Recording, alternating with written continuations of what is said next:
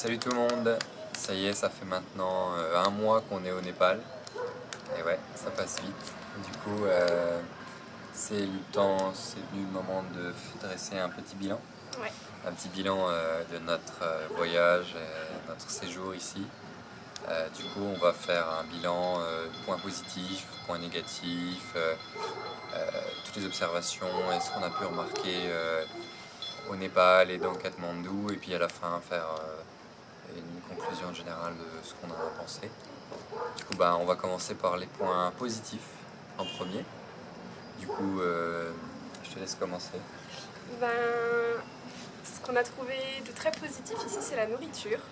Au début, c'est difficile de s'y faire parce que c'est vraiment épicé. C'est super épicé. Mais vraiment, c'est bon. Super épicé. C'est vraiment riche au niveau du goût, etc. Donc, il y a de la nourriture qui est vraiment très traditionnelle. Par exemple, il y a les momos, c'est vraiment trop bon. Il y a le dalbat, qui est le plat qu'ils mangent tous les jours en fait. C'est le plat de base, Ouais. Base de riz. Et puis il y a aussi le thé, parce qu'ils font un thé particulier ici, que moi personnellement j'ai jamais vu en France, mais qu'on peut trouver parce qu'ils en exportent. Mais ici, il faut savoir que le thé, on a le mauvais thé, parce que le bon thé qu'ils font au Népal, ils l'envoient en Angleterre. Ils l'envoient au Royaume-Uni en général. Et du coup, eux, ils ont le mauvais thé. Et le thé est relativement bon, donc je me demande... Il est bon déjà. Je me demande comment Quelle est est la le bonne bon qualité thé, quoi. Sinon, le gros point positif ici, c'est les paysages, évidemment. Moi, ça me fait beaucoup penser à la Corse, mais encore plus beau. C'est des montagnes à perte de vue, des lacs, des rivières, des petits coins paradisiaques ci, là, avec des animaux, des paysages colorés, beaucoup d'arbres, de fruits divers et variés partout.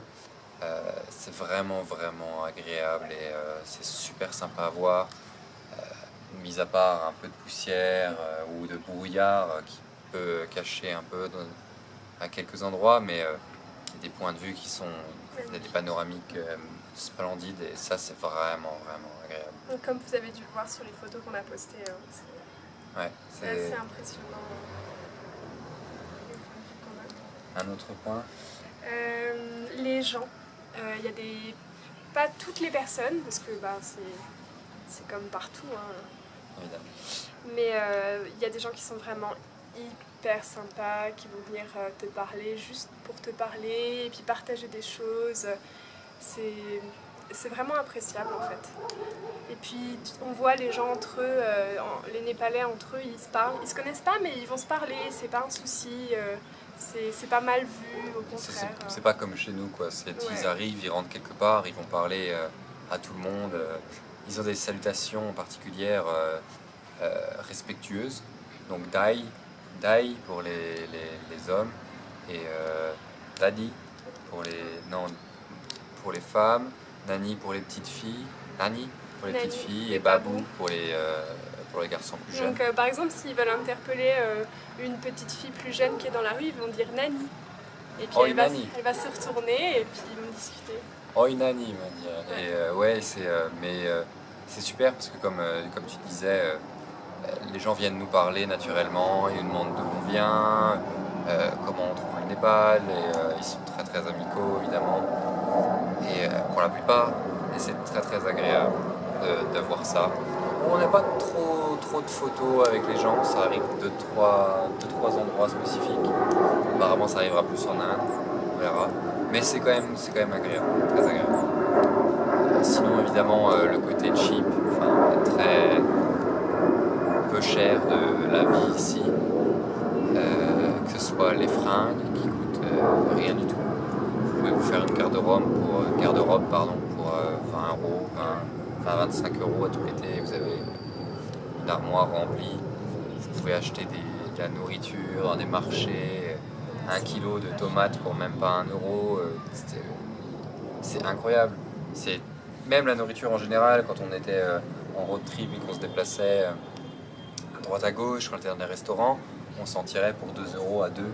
Ouais. Et même dans les grands hôtels luxueux, c'est 4 euros. Peut-être plus. Pas vraiment, mais c'est vraiment peu cher. Mais il y a quelque chose de très cher, c'est la nourriture occidentale, donc notre nourriture à nous évidemment. Le chocolat c'est super cher, les biscuits c'est super cher. Pourquoi? Les jus de fruits. Les jus de fruits aussi. Pourquoi ça l'est? Parce que personne n'en mange. Ici, Personne ne boit de jus. Non, ça n'existe pas. Enfin, ça existe, mais il y en a pas. En fait, il y en a dans les magasins, mais c'est pour les touristes. Ouais, voilà. C'est clairement pas pour les gens C'est pas d'ici. pour eux. Ils comprennent pas l'intérêt de manger ces choses-là. D'ailleurs, on le voit sur les dates de péremption qui sont généralement périmées depuis plus longtemps pour ces trucs-là. Ici c'est incroyable, ici tout est périmé. Donc Ouais. vous attendez pas à avoir, à part peut-être dans des grands supermarchés, certains endroits, mais tout est périmé si vous faites pas attention. Après, on a consommé du périmé pendant un mois, on n'en est pas mort. On va bien. Sinon, Il y avait un truc qui était très intéressant ici, c'est que dans notre workaway, donc l'endroit où on est, on rencontre beaucoup de voyageurs en fait, qui viennent de tous les pays. beaucoup, ouais. C'est super intéressant parce que déjà on discute de chacun de notre pays, de comment il fonctionne, etc. Et puis parce qu'on partage des bons plans sur où voyager, etc. Par exemple là, donc on va aller en Inde.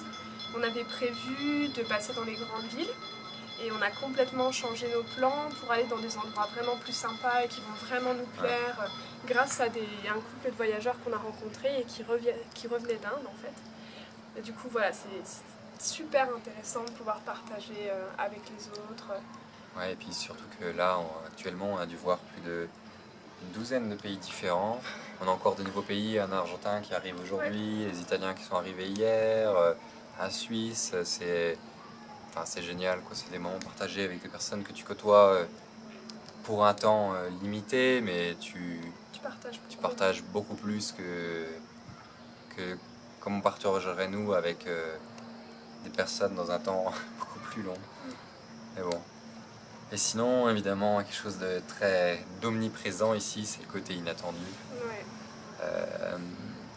Pour faire simple, je dirais que si vous saisissez les opportunités qui s'offrent à vous, qui se présentent à vous, vous faites OK, allez, c'est parti, on y va, on est en voyage, on s'en fiche, vous allez vivre des choses incroyables quoi, et vraiment inattendues.